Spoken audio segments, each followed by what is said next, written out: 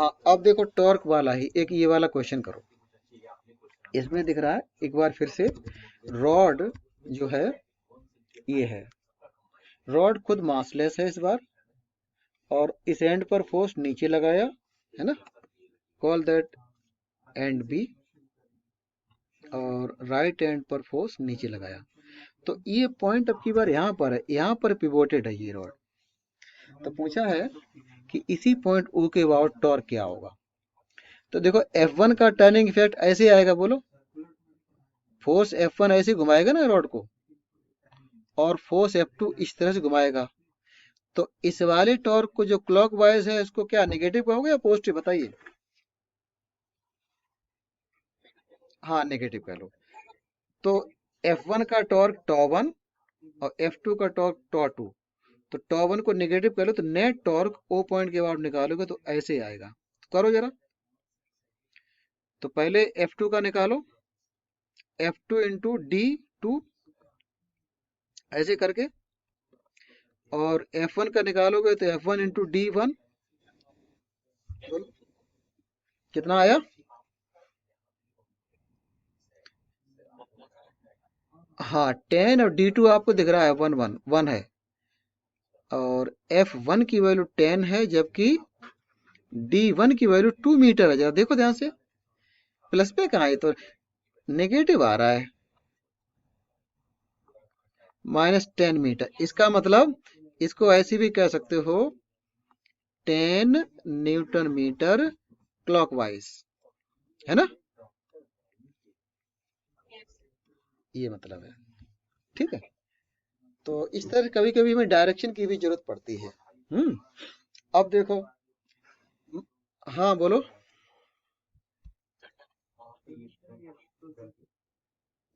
नहीं, के को नहीं मत दिखाओ, क्या दिक्कत है। जैसे माइनस के को के की जगह केवल माइनस साइन यूज कर लो। हम लोग नहीं कहने में स्ट्रेट लाइन मोशन में, है ना, प्लस आई कैप माइनस आई कैप को केवल वन, +1 और -1, ऐसी प्लस के कैप वाले को केवल प्लस साइन से दिखाना, +1। ठीक है, माइनस के कैप का मतलब माइनस साइन यूज करो केवल, और प्लस के कैप के लिए प्लस साइन यूज करो। हमें केवल दो ही डायरेक्शन चाहिए होंगी, के कैप पॉजिटिव या के कैप नेगेटिव।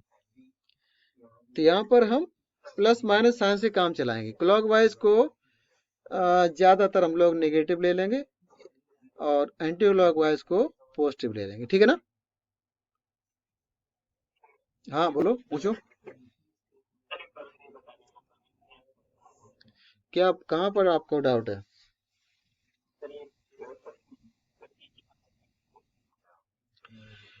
इस बार F1 का टॉर्क क्लॉकवाइज होगा, इसलिए इसको टॉ1, टी नहीं टॉ है ये, तो इसके टॉर्क को टॉ1 का है, नेगेटिव है।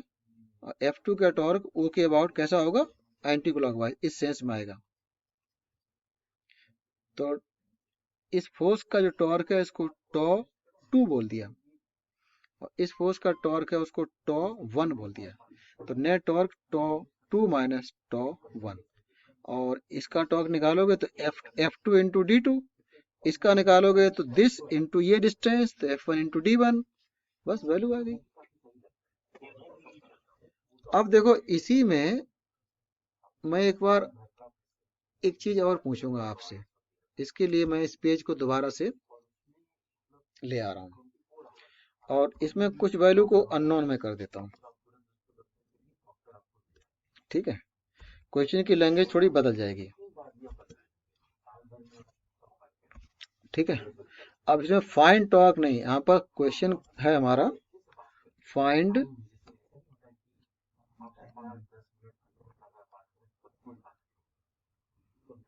Value of the force F2 so that the net torque is 0। ठीक है ना, लिखूं, so that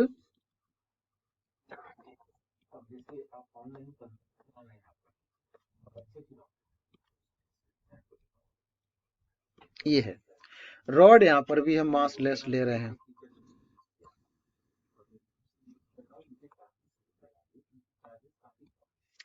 तो करो, इस सॉल्व जब करोगे तो नेट टॉर्क जीरो होने का मतलब क्या होगा, F2 का टॉर्क ये और F1 का टॉर्क ये दोनों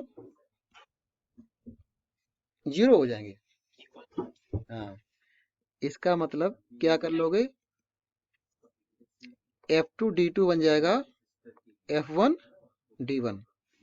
वैल्यू पुट कर दो, F2 की वैल्यू निकालनी है, D2 आपका 1 है, F1 10 दिया है और D1 2 दिया है, तो F2 कितना होएगा 20 न्यूटन। बिल्कुल सही ये है। तो ऐसे केस में पता ये रॉड बिल्कुल इसी हॉरिजॉन्टल बनी रहेगी, रोटेट ही नहीं करेगी, ठीक है ना। इसे कहते हैं rod will be in equilibrium, समझे ना। जब ये रॉड रोटेट, नेट टॉर्क जब जीरो आ जाता है तो जो रिजिड बॉडी है हम कहते हैं वो इक्विलिब्रियम है, और खास तौर से उस इक्विलिब्रियम को कहा जाता है रोटेशनल इक्विलिब्रियम, समझे ना। हेलो, हाँ रोटेशनल इक्विलिब्रियम। तो रोटेशनल इक्विलिब्रियम के बारे में थोड़ी सी और बात कर लें। हाँ देखो, एक पेज में बढ़ा लूं पहले, उसके बाद में आगे चलते हैं।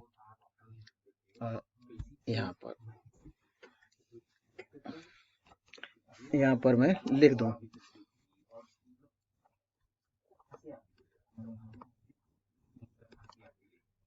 रोटेशनल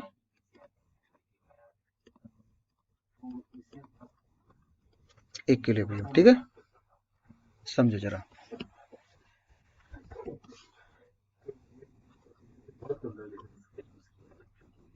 कब होता है रोटेशनल इक्विलिब्रियम बताऊं, when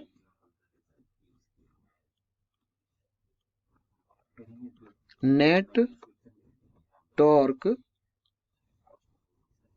on a rigid body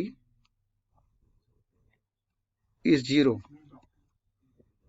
then the body is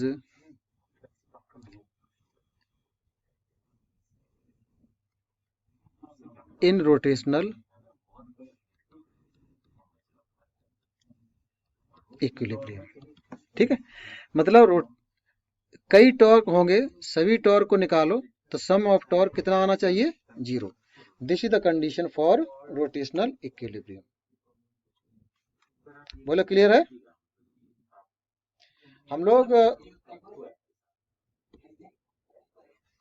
हाँ जी, रिजिड बॉडी के लिए हम बात कर रहे हैं अभी, ठीक है। और इसका मतलब ये भी होता है, ये जो लिखा है आपने, इसको ऐसे भी कह सकते हैं कि sum of anticlockwise torque equal to sum of clockwise torques. जितने भी टॉर्क लग रहे हैं एंटी क्लॉकवाइज उनका सम और क्लॉकवाइज उनका सम जीरो हो जाएगा, वो बराबर हो जाएगा। Sum of anticlockwise torque equal to sum of clockwise. यही तो पिछले क्वेश्चन में हुआ था। बोलो ये वाला क्या है, ये वाला क्या है, एंटी क्लॉकवाइज टॉर्क है, और ये वाला क्या है, क्लॉकवाइज टॉर्क है। यहाँ तो दो ही फोर्स हैं, कभी कभी दो से ज्यादा भी फोर्स हो सकते हैं, समझे ना। जैसे जैसे मैं यहाँ पर एक और मैं सवाल आपको देता हूँ, तब चीजें क्लियर होंगी। मैं इसी में थोड़ा चेंज करता हूँ, जरा ध्यान से देखिए।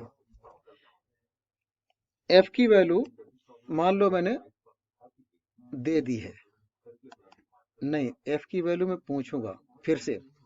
और रॉड जो अभी हमने ली थी वेटलेस, रॉड अब की बार मासलेस नहीं है, ठीक है। तो रॉड का भी यहाँ पे कुछ मास होगा, और रॉड का मास मैं आपको बता देता हूँ, यहाँ पे लिख दूं फुल स्टॉप के बाद, mass of the rod is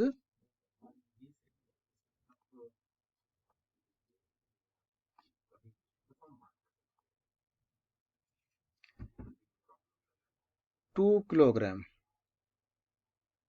ठीक है, अब बताओ F2 की वैल्यू क्या हो ताकि, हाँ तो अब बताओ, इसको सॉल्व करो। तो जब सॉल्व करोगे इसमें, पहले बताओ टॉर्क कौन कौन लगेंगे। अब की बार एक टॉर्क इसका भी तो आएगा, वेट का, और वेट का टॉर्क, वेट कहाँ से एक्ट करेगा बताओ। डाउनवर्ड वेट करेगा, लेकिन कितना दूर, ये वाली डिस्टेंस कितनी होगी, ये डिस्टेंस। अगर इस डिस्टेंस को मैं डी कहूँ तो डी कितना होगा यहाँ पे। अरे मिडिल, हेलो, आप चक्कर में क्यों पड़ गए हो, बड़ी सिंपल सी बात है।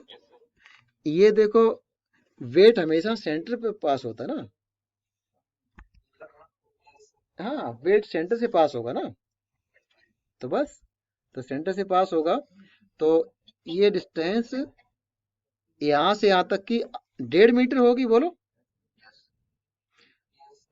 तो ये डी कितना हो जाएगा, हाँ डी हो जाएगा 2 मीटर माइनस 1.5 मीटर, ऐसे।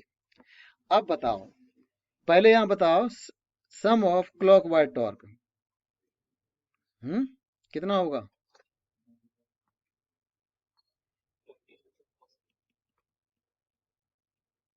दो फोर्स हैं अब की बार, क्लॉकवाइज टॉर्क किसका किसका, डब्ल्यू का। इसके अबाउट इसका भी क्लॉकवाइज आएगा, इसका भी क्लॉकवाइज आएगा। तो डब्ल्यू का कितना होगा, डब्ल्यू इंटू 0.5, एग्रीड। और F1 × 2, तो कर लो। W बोले तो 2 किलो का मतलब mg 20 न्यूटन हो जाएगा। हाँ, तो W को लिख दिया 20 × 0.5 प्लस F1 है 10 × 2, कितना आ गया फाइनली, 10 + 20 30 हो गया ना, न्यूटन मीटर। हम टॉर्क की बात कर रहे हैं, ठीक है। अब आप सम ऑफ एंटी क्लॉकवाइज टॉर्क की बात कर लो। एंटी क्लॉकवाइज टॉर्क कितने हैं, एक ही है, खाली खाली इस वाले फोर्स का होगा, बोलो ऐसे। इसके अबाउट ये वाला फोर्स ऐसे घुमाना चाहेगा रॉड को, तो ये कितना होगा, F2 मल्टीप्लाइड बाई D2, जो कि 1 है। तो F2 जस्ट ये हो गया। तो आप सम ऑफ लॉ ऑफ मोमेंट्स है ना, एक लॉ होता है, उसको मैंने अभी लिखा नहीं है। तो इक्विलिब्रियम के लिए हमें पता है कि this value will be equal to this value.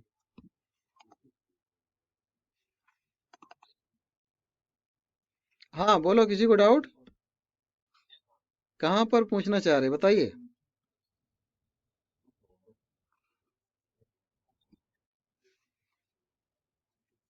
कहाँ पर, दोबारा पूछो।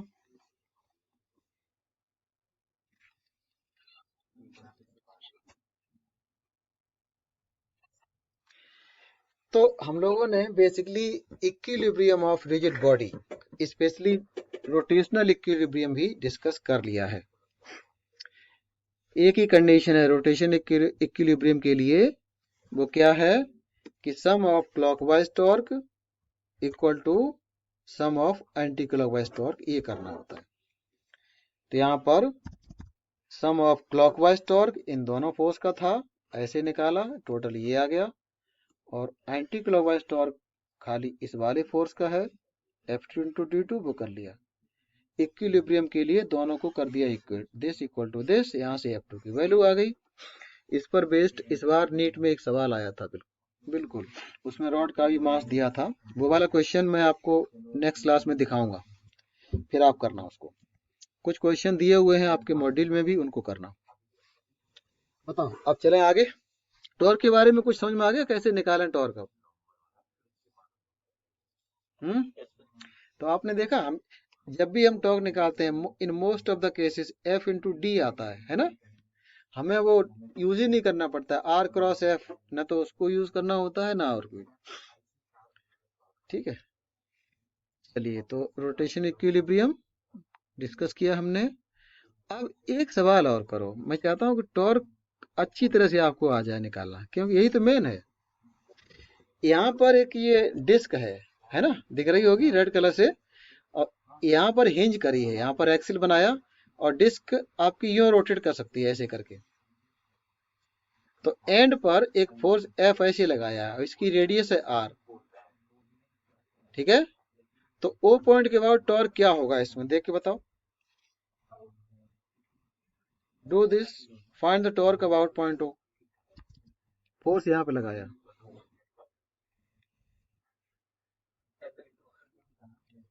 हाँ, तो यहाँ पर डी की वैल्यू क्या लोगे, डी की जगह पर बताओ। आर के बराबर, बिल्कुल सही। तो देयर फोर टॉर्क, जो कि एफ इंटू डी हम करते हैं, सिंपली एफ इंटू आर हो जाएगा, बस और कुछ नहीं। बाकी चीजें फिर आगे हम करेंगे डिस्कस। ठीक है, तो हाँ बिल्कुल सही, क्लॉकवाइज है। हाँ अब सुनो, देखो, जब क्लॉकवाइज और एंटी क्लॉकवाइज कई तरह के टॉर्क होते हैं। मेरी बात सुन रहे हो, हेलो। कई तरह टॉर्क, बहुत सारे टॉर्क होते हैं, तब हम प्रॉपर साइन के साथ लिखते हैं। यहाँ तो अकेला ही है। अब हम माइनस साइन लगा दो या ना लगा दो, क्या दिख ही रहा है कि ये वाला फोर्स इस डिस्क को या इस पुली को ऐसे घुमाएगा। अब आपको डायरेक्शन दिखाने के लिए माइनस साइन लगाना है तो लगा दो, आपकी मर्जी। कहने का मतलब एक सिंगल टॉर्क ही है, तो डायरेक्शन दिखाना नहीं दिखाना मैटर नहीं करता है। बट उस समय हमें जरूरत पड़ जाती है जब ज्यादा टॉर्क होते हैं, तभी तो उनका सम कर पाएंगे। आप समझ रहे हो मैं क्या कर रहा हूँ। एक प्रॉब्लम और कर लो, उससे आपका ये बात बिल्कुल क्लियर हो जाएगी। जस्ट इसी को लेके एक सवाल मैं आपको दे रहा हूँ। इसमें तो खाली एक फोर्स दिख रहा है, आपको दिख रहा होगा फोर्स, बोलो। मैं एक फोर्स और लगा रहा हूँ।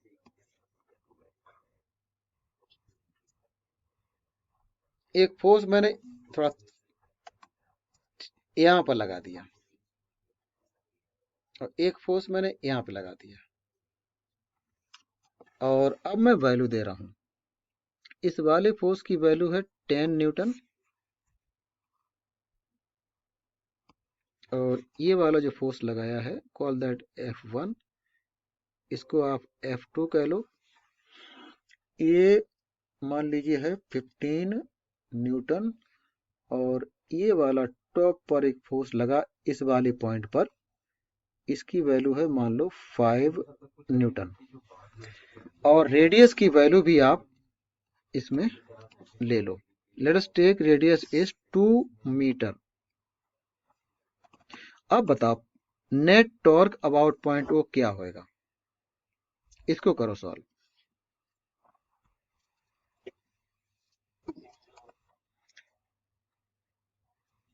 तो इसमें देखो, अब की बार जो क्लॉकवाइज है उनको आप माइनस साइन के साथ ले लो। तो क्लॉकवाइज कितने हैं, F1 और F3 के आएंगे ना। तो F1 का F1 इंटू आर, और F3 का वो F3 इंटू आर, बोलो। ये दोनों हो जाएंगे क्लॉकवाइज, माइनस साइन लगा दिया। और F2 का हो जाएगा एंटी क्लॉकवाइज, तो F2 इंटू आर, उसको प्लस साइन साथ ले लिया। तो नेट टॉर्क ऐसे आएगा, यहां पर करो। तो यहाँ बाय द वे F1 की वैल्यू, सब आर तो कॉमन भी ले सकते हो, बोलो।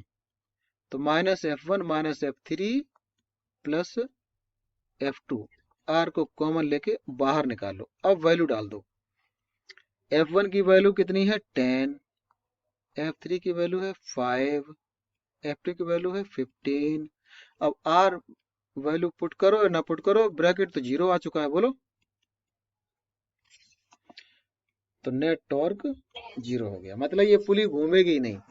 अगर आप इस तरह से फोर्स लगाओगे, यूं खींचोगे, it will not rotate. Net torque zero हो गया। तो समझ गए ना, नेगेटिव पॉजिटिव कब लेना है, जब एक से ज्यादा है।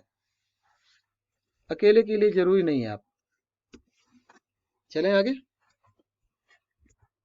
आप जरा इसको बिल इसको और समझ लो। ठीक है, सामने दिख रहा है, बताओ एंगुलर मोमेंटम। बिल्कुल जैसे अभी टॉर्क निकाला था उसी तरह से एंगुलर मोमेंटम है। किसी का माइक अनम्यूट है, उसको म्यूट कर लो, नहीं तो नॉइज आ जाएगी, इसमें रिकॉर्ड हो जाएगी। समझो जरा, इसको, इसी का दूसरा नाम होता है मोमेंट ऑफ मोमेंटम, ठीक है ना। अनदर नेम क्या है, मोमेंट ऑफ मोमेंटम। और इसको डिफाइन कैसे करते हैं, अब इसमें दो पार्ट में करेंगे। पहले पार्टिकल पे लगने वाला, मतलब पार्टिकल का एंगुलर मोमेंटम निकालेंगे, और उसके बाद निकालेंगे रिजिड बॉडी का। ठीक है, बोलो, हेलो, मेरे, हाँ बात समझ में आ रही ना। चलिए, तो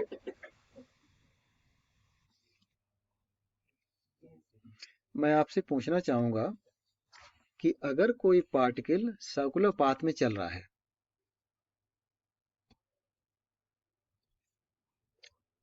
एक इसका, ये कोई, हाँ ये मान लो कोई पार्टिकल है सर्कुलर पाथ में चल रहा है ये,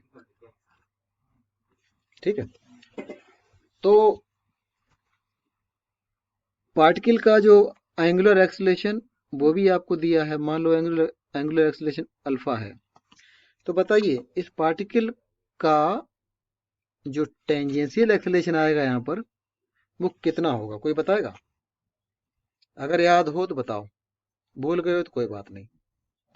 अगर मैं इसकी रेडियस को, सर्किल की रेडियस को दे दूं आर के बराबर, तो ये टेंजेंशियल फोर्स है ना, कितना आएगा?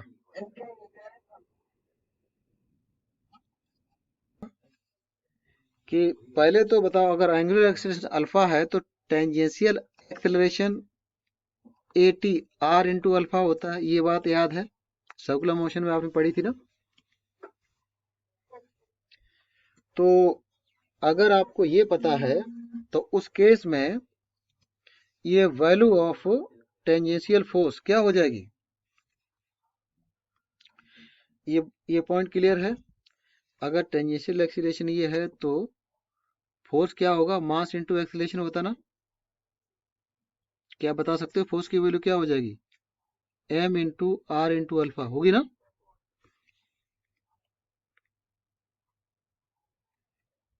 बताओ, आवाज नहीं आ रही किसी की। ये नॉन यूनिफॉर्म सर्कुलर मोशन में था ये, ठीक है, नॉन यूनिफॉर्म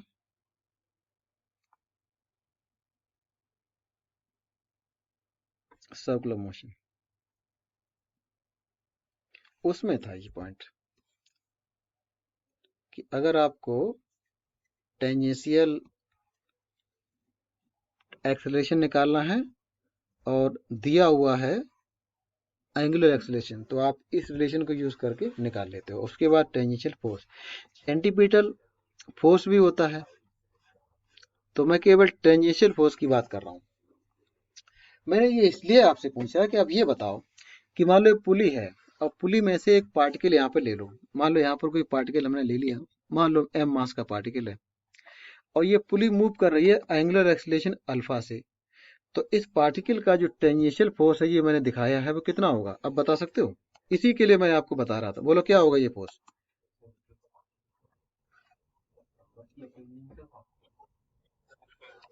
हाँ बिल्कुल सही, एम आर अल्फा ही होगा ना। ठीक है, अब इस टेंजेंशियल फोर्स की वजह से जो टॉर्क आएगा उसकी वैल्यू बता सकते हो? ओ, इस पॉइंट के अबाउट, ओ के अबाउट, वो पॉइंट मैं आपको दिखा दूं। हाँ बिल्कुल, तो जो टॉर्क अब की बार जो आएगा, फोर्स की वैल्यू इंटू डी, और डी यहाँ पर आर होगा, बोलो। तो एफ की वैल्यू भी रख दी हमने, एम आर अल्फा, और डी की वैल्यू आर के बराबर पुट कर दी। तो आपको क्या मिलेगा, एम आर स्क्वायर अल्फा, ठीक है।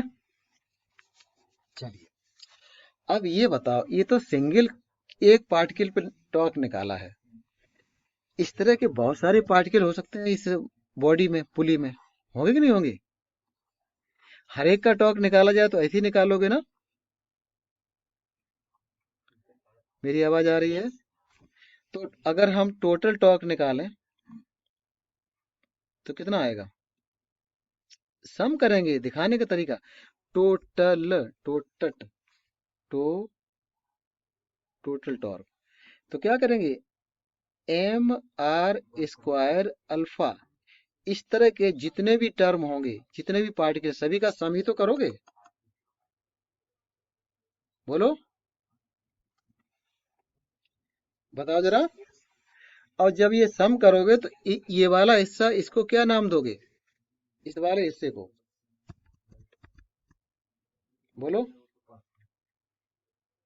अरे, एक एम आर स्क्वायर एक सिंगल पार्टिकल का मोमेंट ऑफ इनर्शिया होता है, भूल भूल गए हो क्या? आज ही तो बात कर रहे थे। और इस तरह के सभी पार्टिकल का मोमेंट ऑफ इनर्शिया निकालेंगे तो ये क्या हो जाता है, पूरी बॉडी का मोमेंट ऑफ इनर्शिया। तो इसमें इसको हम लिख लेंगे आई, इस वाले हिस्से को आई लिख लेते हैं। और जहां आई क्या होता है मैं आपको लिख दूं, बता दूं, where I is moment of inertia of the rigid body. तो total torque on rigid body, है ना, ये तो हमने निकाला था टॉर्क ऑन अ पार्टिकल, यहाँ पे लिख देता हूं।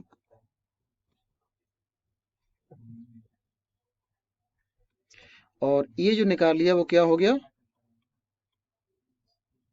Torque on a rigid body, इसको टॉ से करो नोड, और इस तरह से इसको लिखा जाता है। तो सिंपल क्वेश्चंस करते हुए हमने रिजिड बॉडी पे लगने वाला टॉर्क होता उसका एक्सप्रेशन भी निकाल लिया है। बताओ, ये बात समझ में आई है? बस इतना ही है इसमें, अगर ये समझ में आ गए तो बस इतना ही है, इसके बियॉन्ड नहीं जाते हैं। इसी रिलेशन को यूज करके आगे इसमें कुछ क्वेश्चन होंगे वो करते हैं। बताओ जरा, एक पार्टिकल पे टॉर्क निकाला, उसी तरह से सभी पार्टिकल पे निकलेगा, सभी का सम कर दिया और इस समेशन को आई लिख दिया, बस दैट इज द वे। तो हालांकि रिजिड बॉडी की मोशन को हम लोग आगे चल के शुरू करेंगे सेपरेटली एक फॉर्मल वे में, बट टॉर्क को डिस्कस करते हुए हमें ये भी पता चल गया कि how to find torque acting on a rigid body, अगर ये रिजिड बॉडी रोटेट कर रही है with some angular acceleration alpha. ठीक है, चले आगे इसके बाद। हाँ, क्या कह रहे हो, दोबारा बोलो। हाँ, आई क्या है, मोमेंट ऑफ इनर्शिया लिखा तो है, मोमेंट ऑफ इनर्शिया, ये जो बॉडी है उसका मोमेंट ऑफ इनर्शिया है। ठीक है, जब एक्सप्रेशन को डिराइव करते हैं हमें ना, हमने बेसिकली रिजिड बॉडी पर लगने वाला टॉर्क का एक्सप्रेशन हमने डिराइव कर लिया इस तरह से। क्वेश्चंस में इस बॉडी का नाम अगर होगा, मान लो डिस्क है, तो इस आई की जगह पर क्या लिखोगे, हाफ एम आर स्क्वायर, ठीक है ना। अगर ये रिंग होगी तो इसकी जगह पे एम आर स्क्वायर लिख लोगे, जहां आर इसकी रेडियस होगी। Are you getting? क्वेश्चंस में ये आपको दिया रहेगा, अगर इसकी रेडियस और मास दिया है तो बॉडी कौन सी है उसके अकॉर्डिंग आई की वैल्यू पुट कर देंगे। लेकिन ये चीज क्या है, समेशन ऑफ टॉर्क है तो उसको टोटल मोमेंट ऑफ इनर्शिया ही कहते हैं, इसको ऐसे ही लिखा जाता है। तो बेसिकली हम लोगों ने पार्टिकल से स्टार्ट करके रिजिड बॉडी पे लगने वाला जो टॉर्क है उसका एक्सप्रेशन डिराइव कर लिया है। ये बात समझ में आई है?